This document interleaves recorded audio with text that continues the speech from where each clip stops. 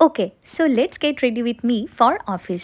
আমি এই মুহূর্তে একটা জুয়েলারি শপে রয়েছি। প্রতিটা জুয়েলারি শপেরই একটা নির্দিষ্ট ইউনিফর্ম থাকে, সো সেরকমই এটাই হচ্ছে আমাদের ইউনিফর্ম। এখন আমি রেডি হয়ে নেব আমার অফিসে বেরোনোর জন্য।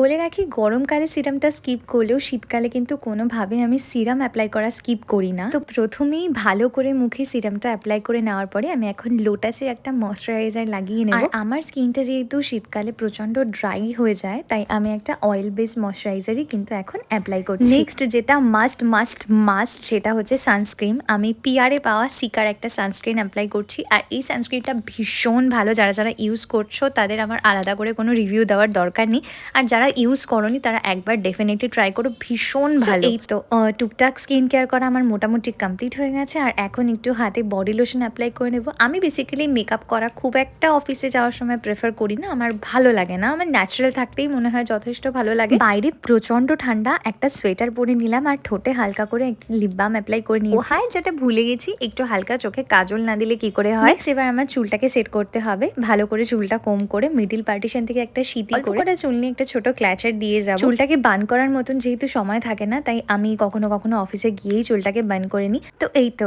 এখন আমি ফুললি রেডি অফিসে যাওয়ার জন্য। ভিডিওটা কেমন লাগলো কমেন্ট করে জানিও, চ্যানেলটাকে সাবস্ক্রাইব করে দিও। টাটা।